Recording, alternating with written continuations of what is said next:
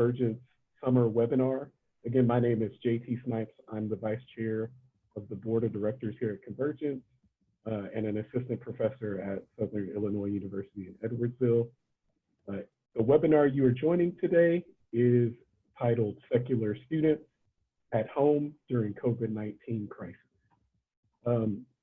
Again, we're going to encourage you to mute yourselves in order to prevent any random background noises like fire trucks or television or family members or whatever is happening around you. It's not that we don't like your voices. We definitely want to hear from you, but we also want to be able to hear our panelists and to hear the wonderful nuggets of wisdom that they will be dropping. You'll find the chat box on your right and a button at the bottom of your screen that you can use to access the chat box. Most of you have found it as you are typing in your information. We also encourage you to add questions into the chat box. Simran is amazing. She will be moderating and following and will share any, and will help us moderate a question and answer session at the end of our time. So let's go ahead and get started. And our call today, like many of our Convergence webinars, is to help those of you in the field gain a greater perspective on how to support religious, secular, and spiritual identity. Particularly, the discussion today is geared toward supporting secular students at home during this global pandemic. Today, we are fortunate to have two brilliant panelists joining us this afternoon. Allow me to introduce both of them. First, I'd like to welcome Mandisa Thomas. Mandisa is the founder and president of Black Nonbelievers, Inc., which is based in Atlanta, Georgia. A mother of three, her work focuses on advocacy, community, and support for Blacks and allies who openly identify with a secular label, as well as those privately struggling with their religious beliefs. Mandisa currently serves on the boards for American Atheists and the American Humanist Association. And in 2019, she was the recipient of the Student Secular Alliance's Backbone Award and was also named the Freedom from Religion Foundation's Free Thought Heroine. Welcome, Mandisa. Thank you, also, JT. No problem. Glad to have you. Also joining us today is Kevin Bolling.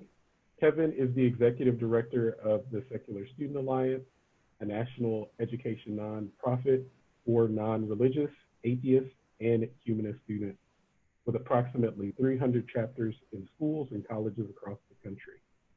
Kevin has his master's in education and student personnel services from the University of South Carolina and has worked in student involvement over 15 years. Welcome, Kevin. Thank you. It's great to be with you today.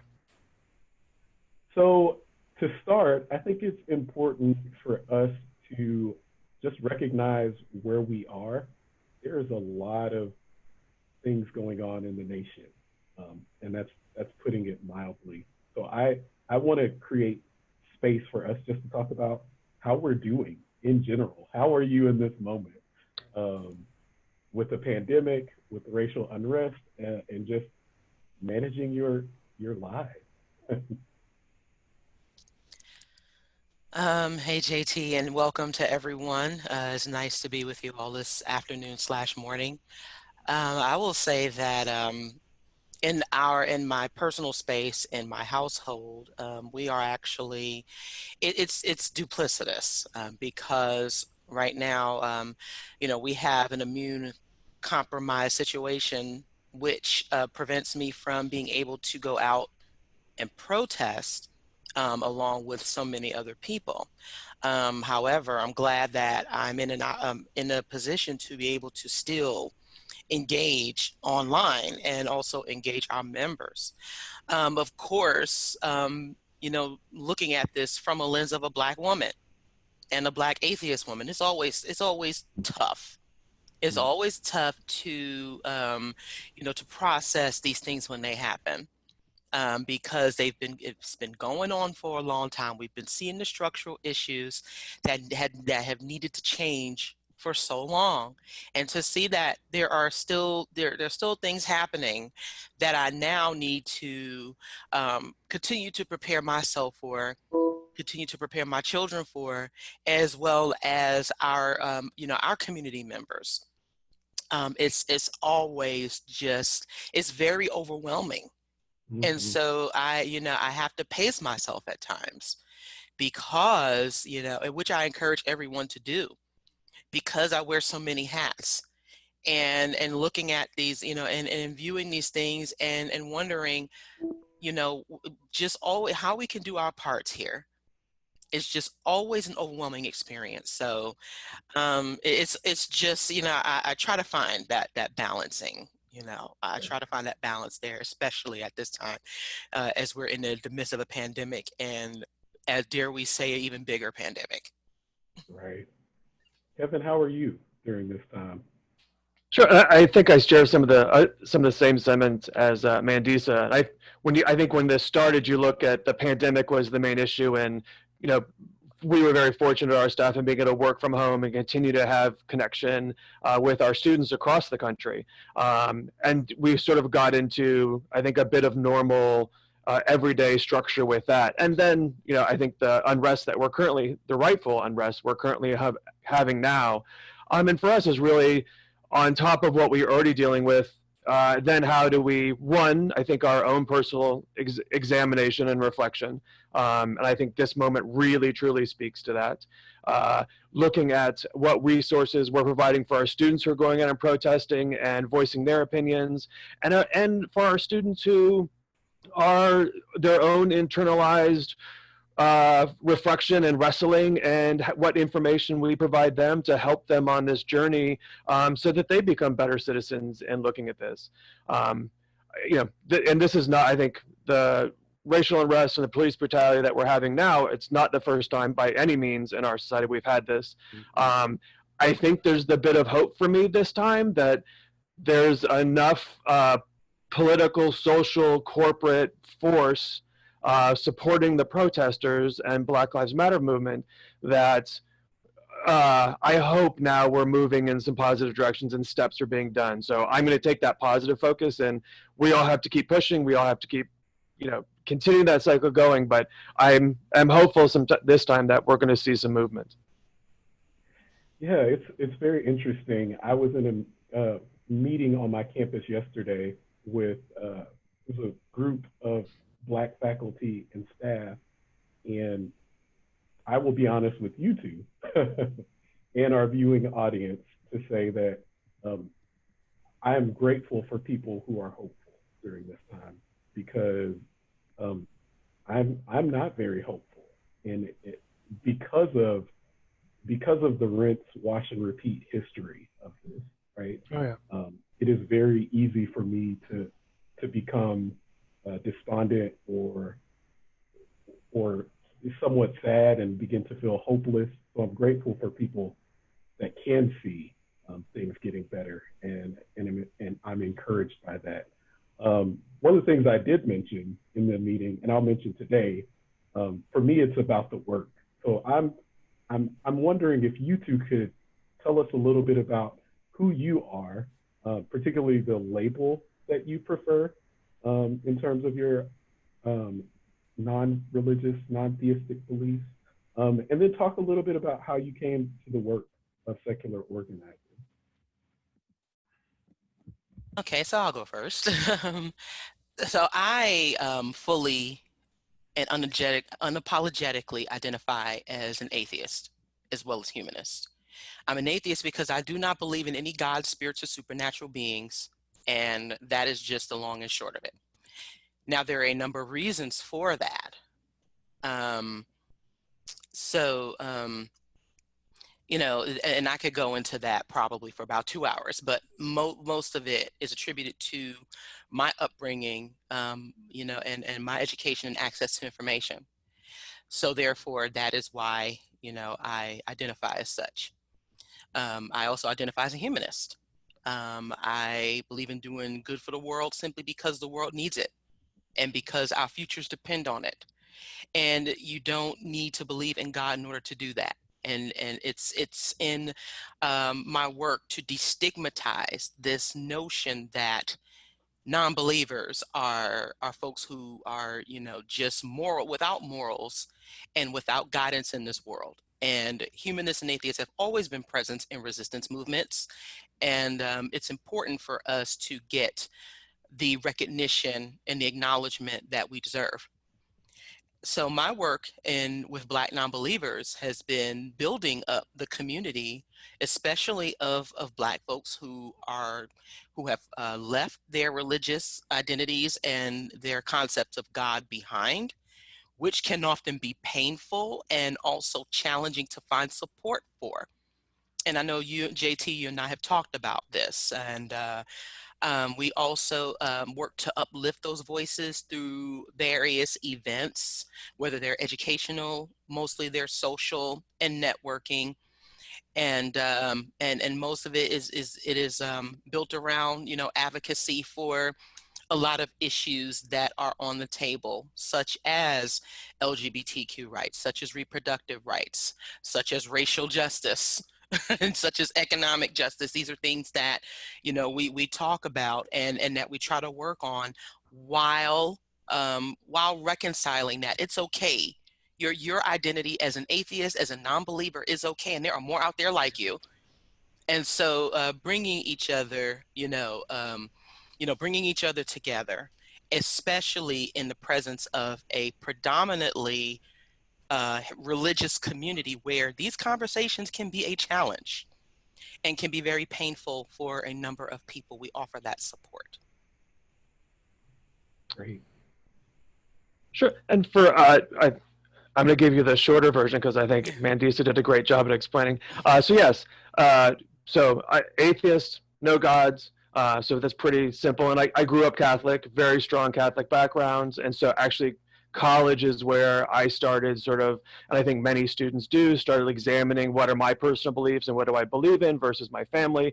I think we know the student developmental structure that happens typically in the college age.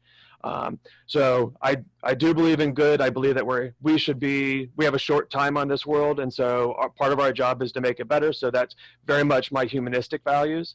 And my political stances and how I sort of live my life is very secular. So I believe in the separation of church and state, one of our founding principles of our country. And I think in the conversation, it's while I'm going to lump Mandisa and I a little bit in, JT may be a little younger, but in our generation, it was much, the lines of labels and categories were much more finite.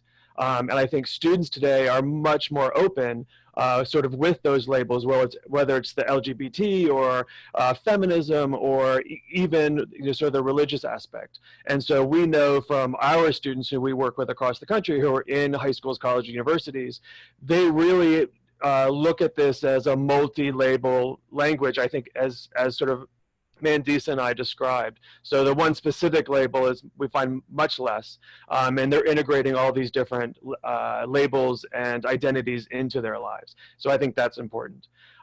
Coming from a student activities background, and with a master's in higher education, coming into this position. And working with the Secular Student Alliance, I think one of the important things for me was for students, and I think you look at population attitudes towards various categories in our population, trans people, Muslims, and atheists, non-religious, are typically seen as the least trusted, sort of the bottom of the barrel, not my, within our society. And so it was very important to me that we're giving students, especially in colleges and universities, a positive educational environment and helping them build community and capacity for non-religious students, and making sure that they have that connection to the university, that involvement within the university, that investment in the university that we know goes towards student satisfaction and higher retention rates and higher graduation rates, so that they are successful students and future advocates and future leaders with secular values in our society. That's great. And a wonderful segue into our topic today of supporting secular students at home. Kevin, I'm wondering if you could talk a little bit about what you're hearing from your students, and maybe talk a little bit about, you've given us a great window into what your work looked like essentially pre-COVID. Talk a little bit about what your work looks like now in relation to the pandemic. Sure, and I'll take so pre-COVID, I think over the last year we started seeing, and I think it's important to recognize about, not that long ago, about 1 in 5 of the general population identified as non-religious. That currently is about 1 in 4 for the younger population. So you're looking at school age, college, university, and younger. We're talking about 1 in 3. So the demographics of non-religious people are quickly changing in the United States. And the University of Southern California estimates about 50% of their students identify as non-religious. So we're clearly seeing that in our colleges and universities. We're seeing a growth in high schools who are starting chapters. We have middle schools who are starting chapters. Religious schools, predominantly private religious schools or religiously affiliated schools, starting chapters and organizing around non-religion. So we're seeing that great work. At the same time, and over the past year and a half, we've sort of seen an increase in animus, hostility, harassment of non-religious students, primarily by conservative religious students. And I don't think that's specific to non-religious students. I think we've seen a bit of harassment and animosity in general on college campuses towards other disenfranchised groups. So we'll throw non-religion in there as well. But for our work, we are a national office, and we really are a very chapter or student organization focused group. So the student organizations on the various schools and colleges are doing their own programmatic work, their own discussions, their own community service, doing interfaith work, community service, whatever is meeting the needs on their specific campuses. We offer a variety of programming and resources from the national office that they would then go ahead and utilize. So we also provide scholarships for students. We do a secular spring break, an alternative spring break. So we had this year we actually had a group of students in the Bahamas rebuilding homes and facilities on Great Abaco Island. And when COVID hit, and we actually had to pull them back midweek from the Bahamas. We also have a summer conference every year where traditionally we brought student leaders in. And this year we're actually having a virtual conference over 4 days. So I think the transition for us, fortunately for our organization, we really worked with students virtually anyway. So whether it's email, messenger, texting, video chat, those sorts of things. So we continued that. And I think when campus is closed, we switched over our programming in about a week. So from things not happening on the campus level to happening on the sort of the national level. So that was a quick changeover for us. So we started doing Hangouts for our students just to be able to talk with each other, be able to share experiences. Because the reality is we had students who had a secular family and friendship on campus, in that community on campus, and now having to go back home where they may be going into families and communities who are not receptive. To where they're not out. So if you think of LGBT community and not being out to their family or communities, that is a common experience for non-religious students as well. And so it's sort of dealing with that. We started offering webinars and programs. Then we started doing gaming. Here's a thing to have fun and be social and not to, just to get mind off of currently what was happening. So for us, it was a complete switch over in programming. And as I mentioned, we just had a virtual graduation for our students, and then our summer virtual conference that's coming up. That's great. And I'm wondering what are you hearing from your students during this time? You mentioned that y'all are meeting via Google Hangouts at their graduation. In these, I'm sure there are moments, informal moments, where you're having conversations with students. And what are you hearing about, particularly their lives at home? And a lot of, I think some of our experiences are going to be very similar to students in general. So everything that happened on the campuses within a very short period of time. So that uncertainty and confusion about what was happening on my campus. So I think the adapting to the virtual classroom and those sorts of things. And again, for our students, is really leaving that secular community. Having that friendships that they had, the conversations that they were doing, so instantly that disappearing. So I think for many of our students, it was that adjustment to the virtual classroom. And then the end of the year, not having the sort of repetition of class and that peer support of completing projects, the pressure of that all at one time. But for us, and we recently had a webinar with Varun from USC, and that isolation and loneliness that's going to happen now for our students, but also for students in general who are being at home, not being able to, under social distancing, no jobs with the current job market. So that being a real depression happening in their lives this summer. And so we're amping things up to make sure that we're offering programming. And fortunately, other organizations that I committed, American Atheists, Freedom from Religion Foundation, American Humanists, Black Nonbelievers are doing a variety of programming this summer. So for students to be able to interact with and those sorts of things. So we're seeing that. I think one particular concern of ours is with what was happening with COVID, and I think a little bit what's happening right now, just with all the civil unrest, is there is sometimes a predominance for people to go back to religion as a comfort, and the conversations we're having about returning to church and those sorts of things. So for our students who that is an uncomfortable place and uncomfortable conversations, and now they're dealing with that primary alone and not having support, that's a greater concern for us. Mandisa, I want to bring you in specifically because of your conversation last night, particularly around racial justice. And I'm wondering, as we corporately as a nation are dealing with this civil unrest and brutal trauma via police brutality, I'm wondering, one, if you could talk first in your role as a parent, talk about how you and your children have been dealing with this pandemic, and on top of this pandemic, adding the racial unrest. You're in Atlanta, if I'm not mistaken, right? And around the nation. Yes. So right now, and I have three children total. My oldest, my daughter, she's 22 years old. She actually just returned from China. She was over there teaching English in Shanghai, and she cut her trip short. She cut her contract short, and she got back just before the travel restrictions became too bad over there and over here. And so, and my sons are now, they're 11 and 14, and they were a part of the SSA's virtual graduation because my youngest just graduated from from elementary school, and my oldest son just graduated from middle school going to high school. And so my daughter and I have actually been following current events, and we talk about this a lot.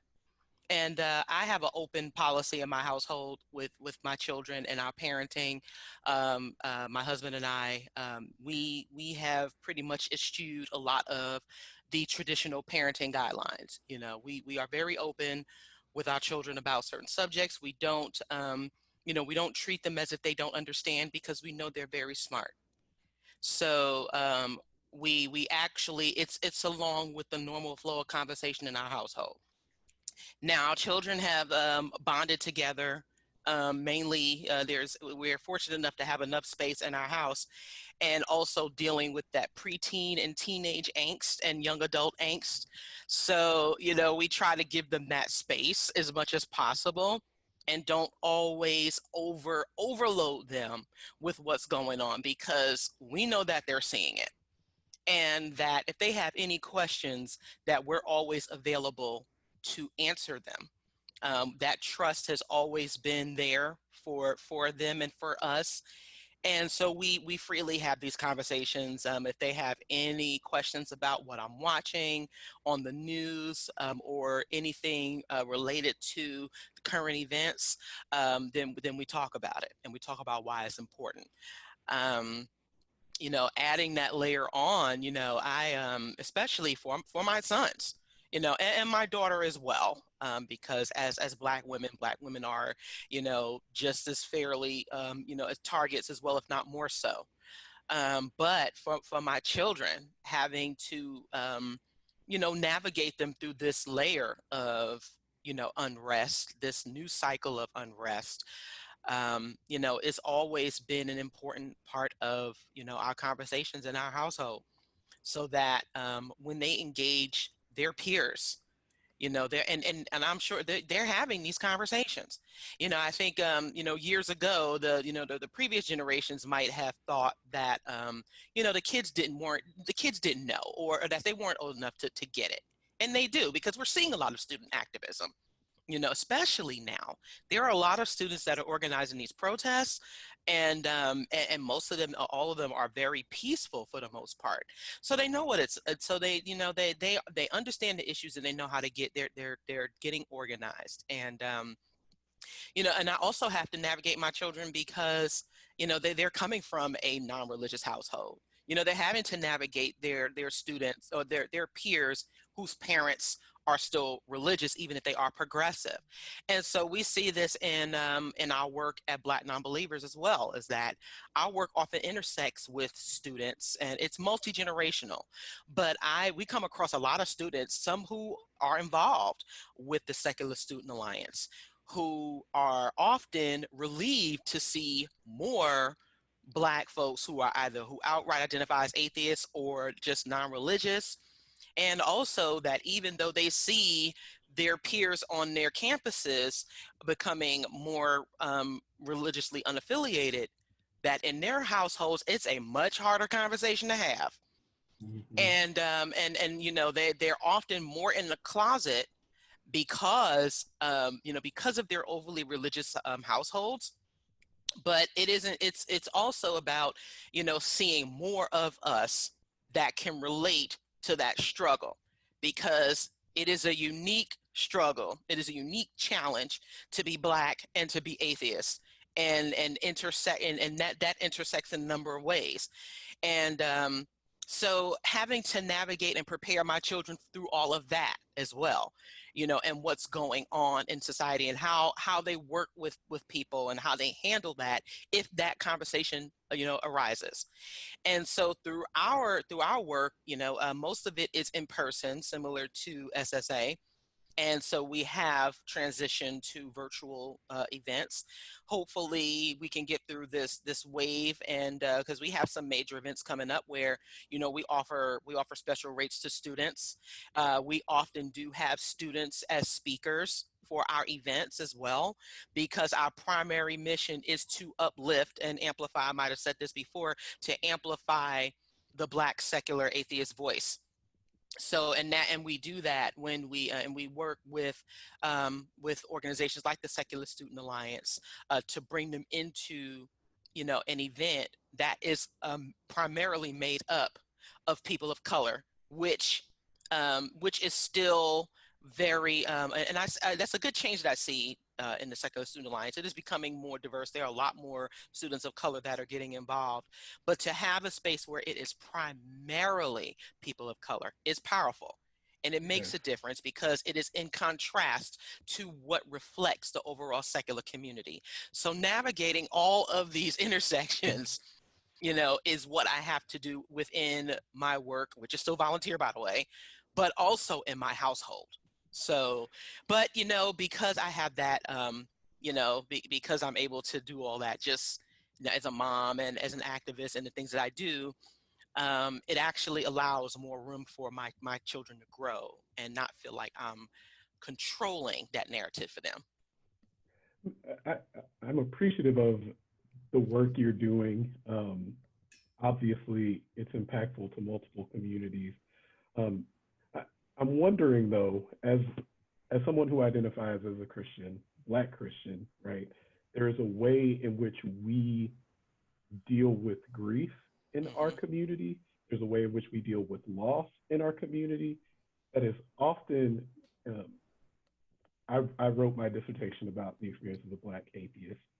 And one of the things that I consistently would discuss is this aligning of Blackness and Christianness, making them one. So obviously in this moment, the question that comes to my mind, and I'm wondering if you could shed some light on it, is our community defaults to Christianity as a coping mechanism. And I'm wondering how you, what resources you provide your family and folks in your organization to deal with the racial trauma and grief that is connected to where our country is at this moment. So yes, let me just say that much of the, the support and resources that we offer doesn't necessarily differ from what the religious community offers as well. It's just without that divine premise. So if someone needs to vent their anger, if they need to express how angry they are, they can do so unapologetically and not be told that it's going to be in God's hands. So they have the opportunity to express and, and say and vent their anger at what this concept has done to a lot of people and not be judged for it. We can understand the historical and the systemic reasons why our community defaults to Christianity, but also disagree with it and also understand how it actually perpetuates a cycle of trauma. And we try to process that. And we do that as a non-religious community by offering that care and support and letting people know that, you know what, we are here for you. We understand what you're going through, because it is frustrating. And oftentimes, we're the community, the community's default is to, like I said, put it in the, this entity's hands. And you don't have the, it's almost as if you don't have the right to say certain things at certain times because it may be deemed too controversial. And so for our spaces, there is no judgment there. We can help people process that through means that are tangible. There are other resources, Grief Beyond Belief. There are a number of other secular means of dealing, or non-religious means of dealing, with support. And much of it is peer-based. Much of it is from, it's made up of people who have once been religious, and people like myself who wasn't raised religious, but who also experienced loss and who had to navigate that through different, and who had to navigate that through different means. And that it's okay to do that, that there's more than one way to process grief without that belief in God. So it's definitely much more, peer-based, based on human interaction and providing those resources when necessary, and just allowing that space to just be. Thank you. Kevin, I want to bring you back in too. I know one of the things that students may be dealing with, I think fortunately for Mandisa's children, there's a secular parent. I'm wondering what advice or resources you would offer to folks working with students who may be in a family, that secular students who may be in a Christian or religious family. Happy to, and I think I'm going to take a little liberty while we have people from universities on. While we have people from universities on the line, because what would happen right now if we were currently having the protests all across the country, and colleges were open and students were on campuses? One, I think a lot of students would be missing class to go participate, which I support. I appreciate the education department, but the university's response would have probably been something to bring the community together. And largely, one of the first places we in general society go is bringing the religious people in. So You know, and it's, let's have the imam, let's have the rabbi, let's have the minister, let's have the priest, and, you know, having that as something to come together. And I think on university campuses, we have to look at if 1/3 to 50% of our students are non-religious, that doesn't speak to them, and two, can push them away. So it's not building community. And for the LGBT community and some atheist people, there is trauma that has come from religion. So you're actually doing those students a disservice. And so we look at those issues on a constant basis. And, you know, what about the human celebrant and human celebrant and bringing that person in? What about not just having a secular, completely secular celebration so everyone is included and invited, and they can get their own religious support on their own, which is completely fine as well. For resources, because we do have a lot of students at home and the summer who don't have resources. So one, the Secular Student Alliance. So again, we have a variety of, and I'm very thankful we have the internet. So we have a variety of resources that we are offering students that we will continue to offer. So it's very easy for students to go, become a member, it's free, they'll get the information to them right away, they can see what's going on. We are supporting our chapters. So even though some of our students are no longer on campus and they're in different cities, they're still meeting virtually, so we are still supporting them. So we have an easy way for students to go on our website, find their school, and get in touch with the students that are in their community, so they can still have that campus community there. And if not, it's very easy to start a chapter. So I think and I think Mandisa very eloquently put some of the layers of complications for secular people of color. So there is Black Nonbelievers and local chapters that are, you know, meeting virtually all around the country. There's Hispanic American freethinkers. There are ex-Muslims. So we have a variety of groups where students of color and of different nationality can participate and seek refuge. And again, I think I mentioned ahead of time, American Atheists, American Humanist Association, Center for Inquiry, Freedom from Religion Foundation, all have a variety of speakers and everything that's happening this summer that they're just launching, announcing. For our students, we're continuing to share that information. And we have our summer conference, which is not just about non-religion. So we have Anthony Penn from Rice University who's talking about race and power. Angela Saini who's talking about race and power. Alex DeBranco, who is talking about white supremacy and white masculinity. So there's a variety of topics for a wide range of people. We understand that and I think Mandisa also mentioned this, there is a overlap and the layers of identity that bring these sorts of things together. And we're not just dealing with one. We're in our society, especially the United States, we're dealing with a myriad of those elements all coming together and how people then intersect those. Thank you. At this point, I want to pivot to our audience. We have about 15 minutes left, and open the floor to questions and or comments from folks.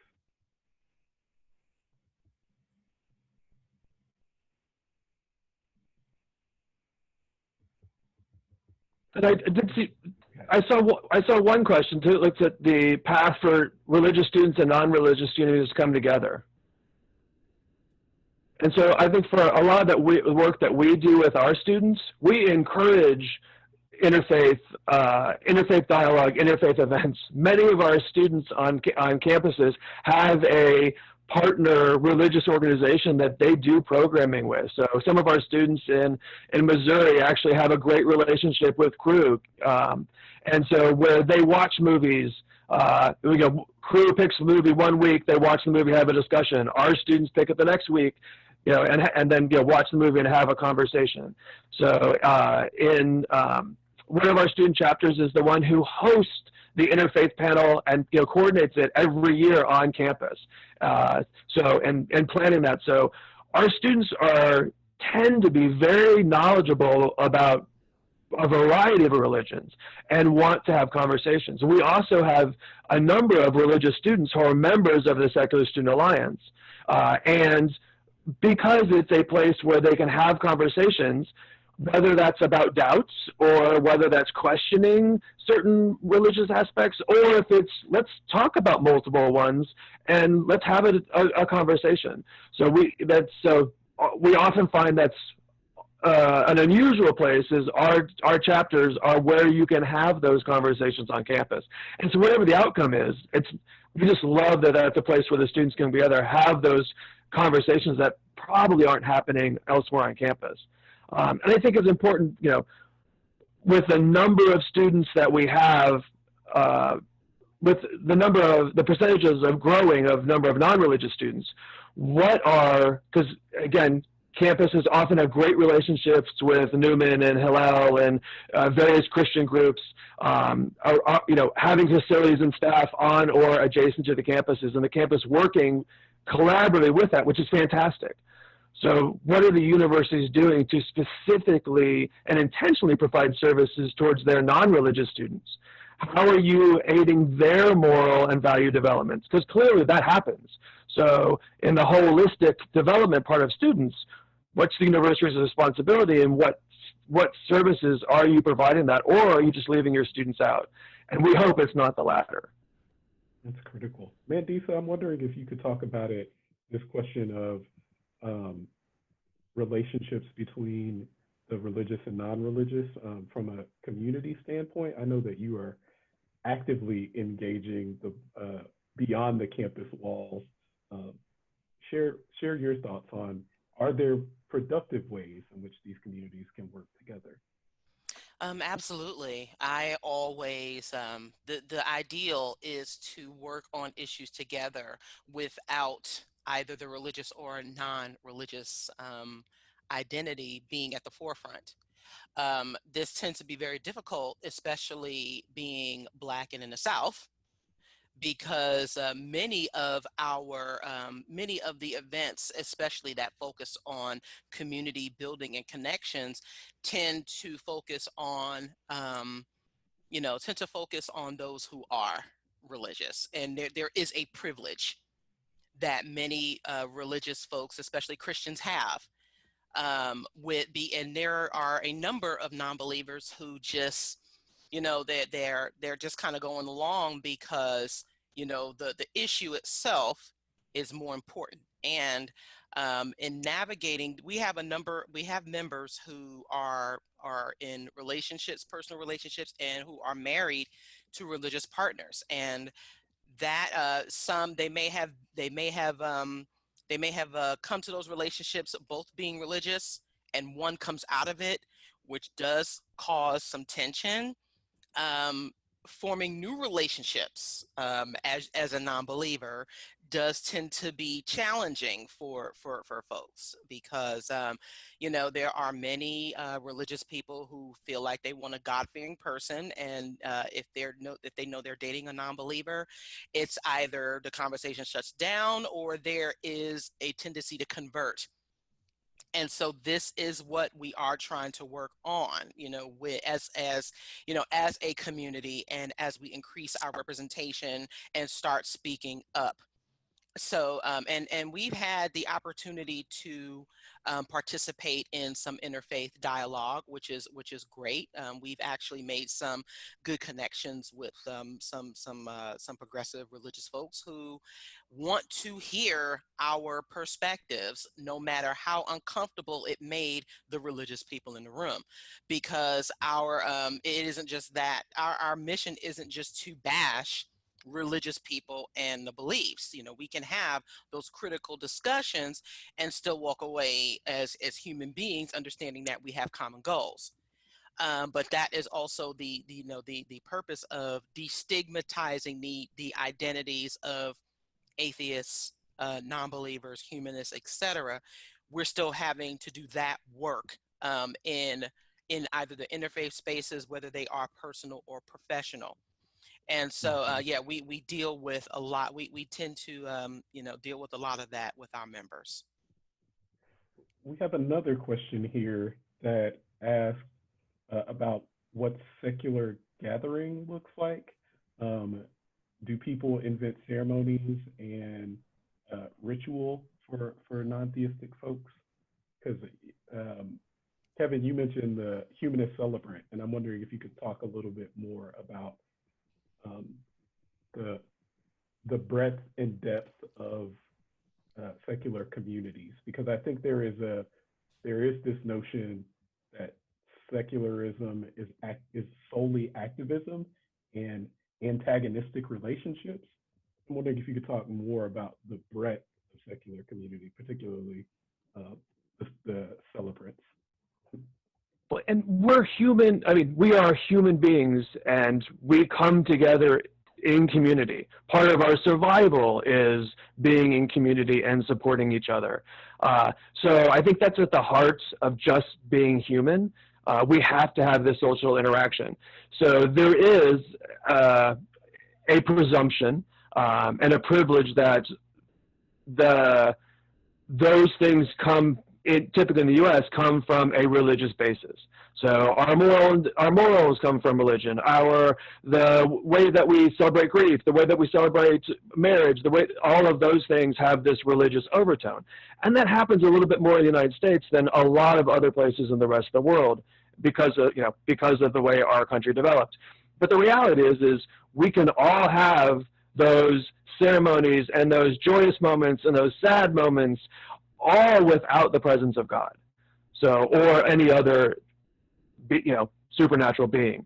So yes, secular people have, I think, experience everything else that religious people do. They just recognize, for the most part, that this is part of our own destiny.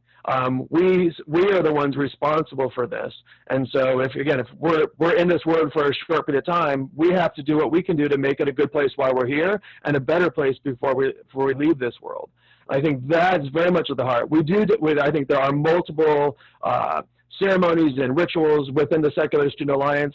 We have rituals that's we have a new member orientation. We have new leaders. We have when our graduating students leave. So at some point, students design their own holidays and celebrate those holidays. So those are very much sort of things. I think the secular community tends to focus more on evidence, critical thinking, science affecting our decision making, and evidence affecting our policy, and those sorts of things. But the heart of it, we're human beings, and we come together to celebrate and to mourn and to protest. And that doesn't change whoever you are. So the only difference is whether there's a supreme being involved or not. Great. Mandisa, there was a question, I'm going to throw this your way, about the resources for secular students who may want to process anger and trauma of racial violence and justice within their own communities. Yes. So, I would say that we're one of them. We definitely have more of a lens towards what we deal with as Black folks in the community and how we take on racial justice. Most of the time, we see that many of the calls are we see a lot of we see a lot of prayer vigils. We see a lot of calls to God, and so there is a frustration surrounding that. There is a frustration around this idea that, we have to always acknowledge this presence, and also, the paradox, surrounding that. Being able to process that, okay, and this may get uncomfortable for some people here, but I'm just going to say it. This idea that, we have to, call on this God as a people who have been oppressed, with also still reconciling that this God is potentially responsible for our oppression. Mm-hmm. So there has, especially with the way Christianity was imposed on enslaved Africans in the United States. So there's a history of that. And when we tackle the racial injustice part of the racial justice part, that is often at the core of the conversation, and how there has been some complicity there with the religious community. And also, we try to we help and support each other in how to have these conversations with folks. How do we address that elephant in the room?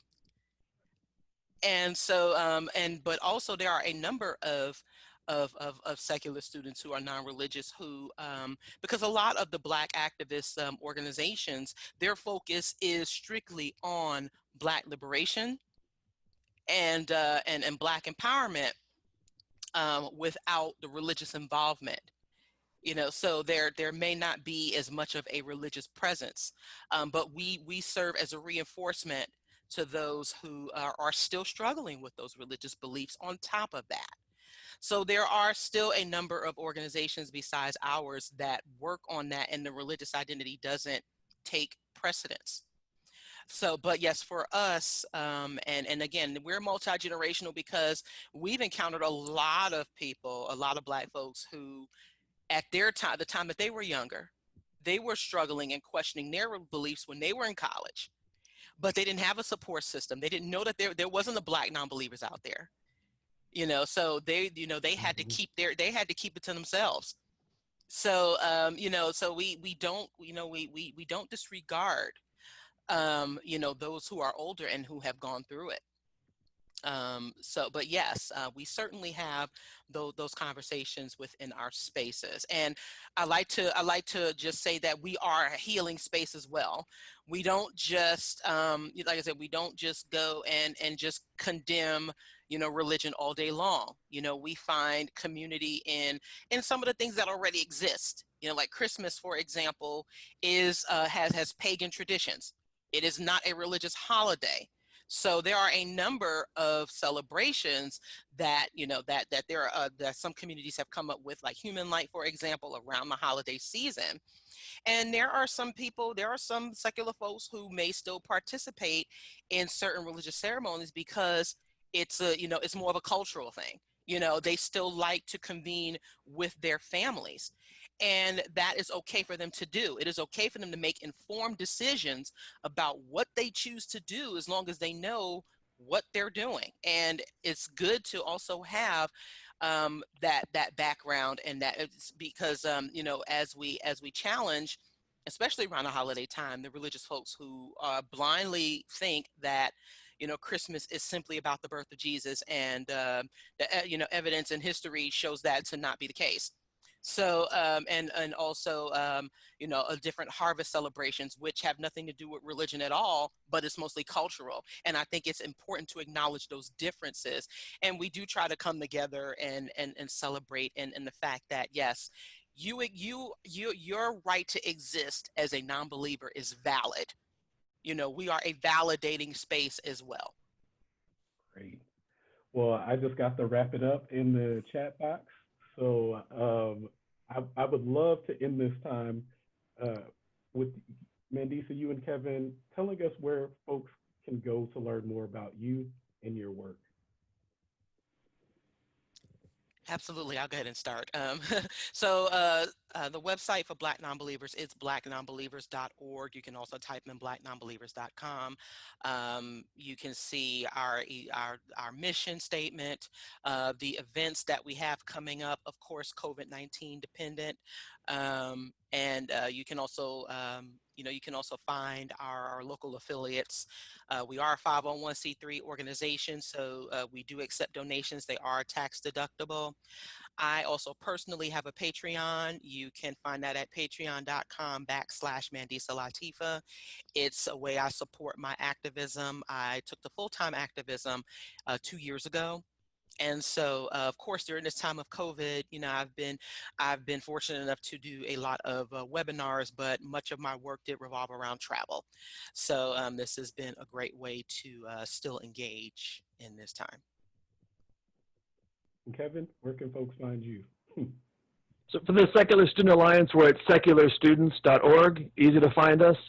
There's information there, again, on finding a chapter in the local school, starting a chapter, all of our virtual events. There's a tab for those, which includes our upcoming conference towards the end of July, 4 days, and lots of different sessions that appeal to a lot of different people. It also is free, so a great way to participate in that. And I think if you have an interest in seeing a little bit more information about the secular community, it's how it's thinking from an inside perspective, I encourage you to watch some of the sessions specifically on that and just sit and take back and ask questions about that and just improve your own sort of education in that as well. And as facilitator, I'm going to make a plug for those of you that are interested in learning more about my research on Black secular students. I have a chapter I edited a book called Remixed and Reimagined. I'll put the link in the chat. I'd encourage you to check it out. I did, Gordon and I did a chapter looking at what I deem hyper-religiousness in Black communities and Black secular student response to it. The book is, again, Remixed and Reimagined, Innovations in Religion, Spirituality, and Interfaith in Higher Ed. We got 2 minutes left. Just want to encourage you, one, to complete our webinar. Simran has posted the link in the chat. Also want to remind you that to join us for our next webinar on effectively engaging conservative students. Again, conservative students came up very briefly in the conversation. And I think in order for us to build a thriving and beloved community, we have to engage both secular. I go back to my work at IFYC, particularly with the study of ideals, and atheist students and evangelical conservative students are the least likely to engage in interfaith dialogue, but are the groups that experience the most benefit in terms of developing civic pluralism. So encourage y'all to join us on June 23rd at 2 p.m. And we would love to see you there. Thank you, Kevin and Mandisa, for your time. Thank you, all of you who attended and shared your wisdom during this webinar. We hope you will join us soon. Thank you. My pleasure. Thank you and if you want to check out JT and Gordon will be discussing their book as part of our conference. Just a little plug there. Appreciate it. Love no problem. It's all good. No, we're excited to have it. So if you want to learn more, stop by and talk to JT and Gordon.